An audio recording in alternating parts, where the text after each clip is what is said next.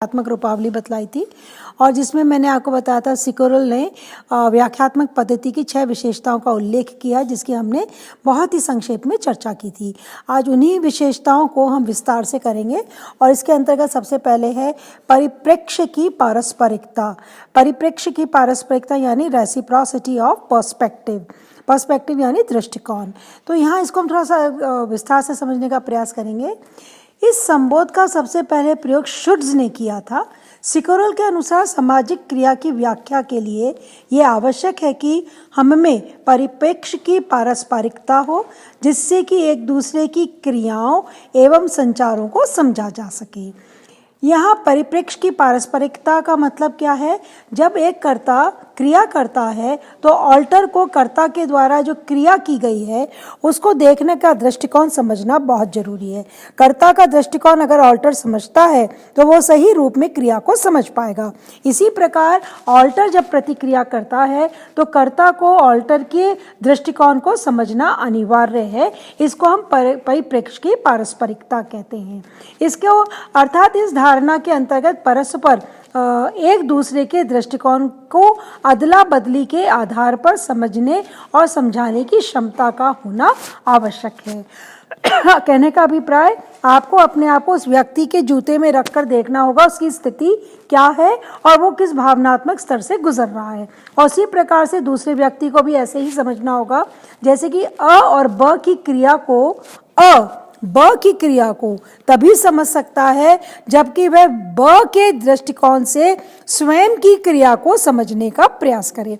जैसे कि कई बार क्या होता है कि हम दो व्यक्तियों के बीच में किसी बात को लेकर सहमति नहीं होती, तो ऐसे में माना जाता है कि सामने वाला व्यक्ति जिसकी बात को आप समझ नहीं पा रहे हैं तो आपसे कहा जाता है आप उसके दृष्टिकोण से, वो बार बार कहता है तुम मेरे नजरिए से देखो, तुम मेरे नजरिए से देखो।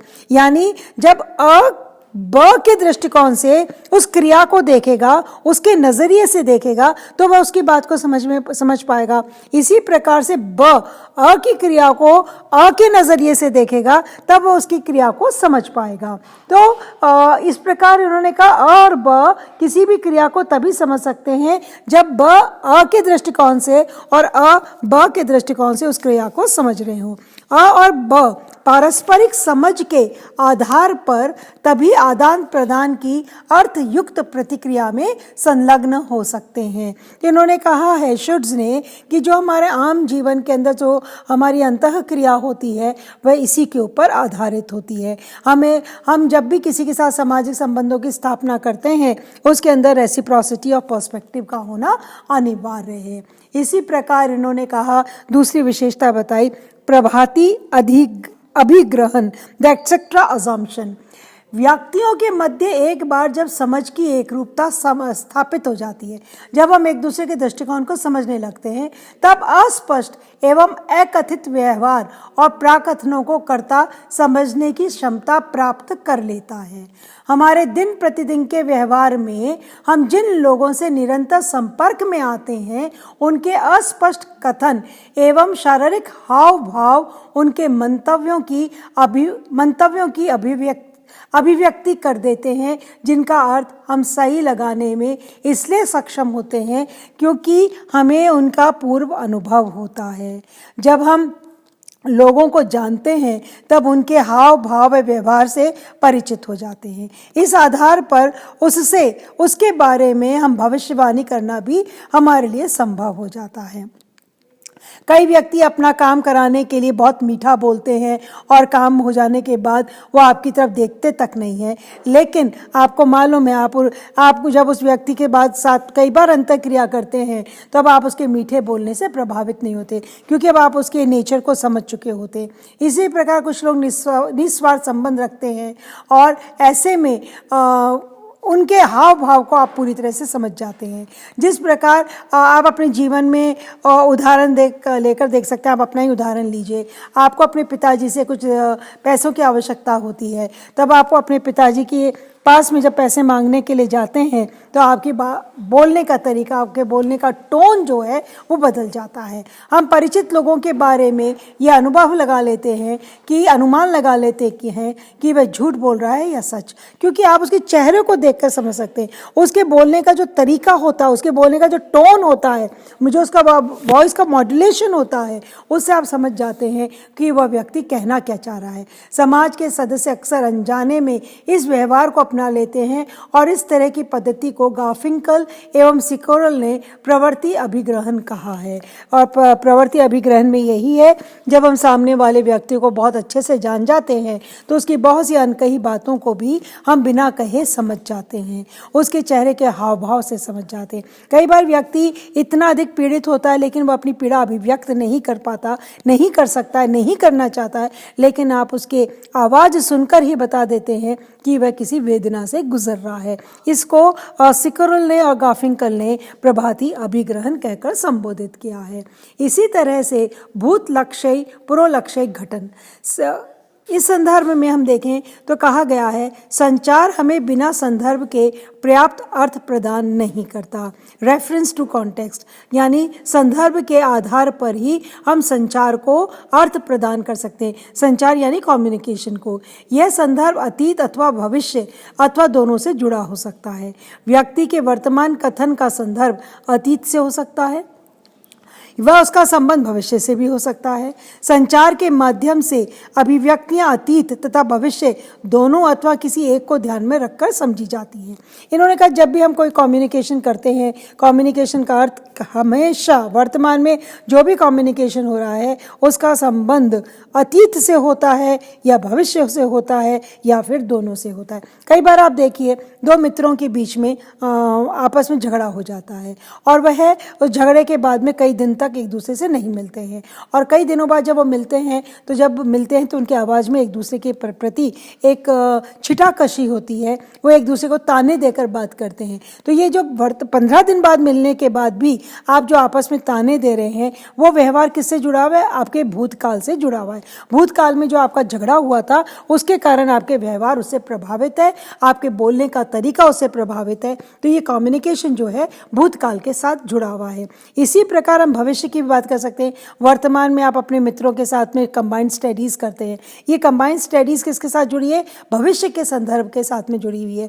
आने वाले समय में परीक्षाएं हैं, उन परीक्षाओं की तैयारी के लिए आप वर्तमान में इस प्रकार का व्यवहार कर रहे हैं। संचार के माध्यम से अभिव्यक्तियां अतीत अथवा भविष्य दोनों से जोड़कर इसको समझा जा सकता है। और जैसे कि हम पाकिस्तान या चाइना के बारे में देखते हैं, पाकिस्तान यदि हमसे किसी प्रकार का कोई वादा करता है, चाइना किसी बात का लेकर वादा करता है, तो हम कहते हैं नहीं, हमारा इनके साथ में बड़ा कटु अनुभव है, ये लोग सत्य नहीं बोलते, इनकी बात का विश्वास नहीं किया जा सकता। अब ये किस पर आधारित है? भूतकाल पर आधारित है। अतीत में जो हमने अनुभव किया था, उस अनुभव के आधार पर हम इस तरह का वक्तव्य देते हैं। तो व्यक्ति मात्र वर्तमान में ही नहीं जीता, अपितु उसके वर्तमान जीवन को अतीत व भविष्य की कड़ियों से जोड़कर अर्थयुक्त माना जा सकता है। संचार की प्रक्रिया में नए तत्व सतत जुड़ते रहते हैं, जिनके आधार पर व्यक्ति अपने अर्थों को बदलता रहता है। इस दृष्टिकोण से भूत लक्ष्य और प्रोलक्ष्य घटनाओं का बोध अर्थ परिवर्तन में महत्वपूर्ण भूमिका अदा करते हैं। अर्थात हमें किसी भी घटना को समझना है तो उसको वर्तमान में घटित घटना को हम भूत और भविष्य के आधार पर ही समझ सकते हैं। इसके अलावा इन्होंने कहा कि सामान्य स्वरूप, फॉर्मल फॉर्म्स भी होते हैं। कभी कभी कर्ताओं के परस्पर व्यवहार में अस्पष्टता रह जाती है, यानी उनका द्वारा जो व्यवहार हो रहा है वह अस्पष्ट होता है। उनको दूर करने के लिए बोलने व सुनने वाले सामान्य स्वरूपों के आधार पर अस्पष्टता को दूर करने का प्रयास किया जाता है। इसका यह अर्थ हुआ कि अभिव्यक्ति के कुछ सामान्य स्वरूप भी होते हैं, जिनसे व्याख्यात्मक पद्धति सहायता लेकर अस्पष्टता को दूर कर सकती है। जैसे कि अपन ने कहा मानदंडों के संस्थात्मक स्वरूप, वो संस्थात्मक स्वरूप क्या है? हमारे सामान्य स्वरूप है। तो उन्होंने कई बार व्याख्यात्मक पद्धति को संस्थात्मक स्वरूप का भी प्रयोग करना पड़ता है। तो इन्होंने कहा व्याख्यात्मक पद्धति इसकी सहायता लेकर अस्पष्टता को दूर करती है।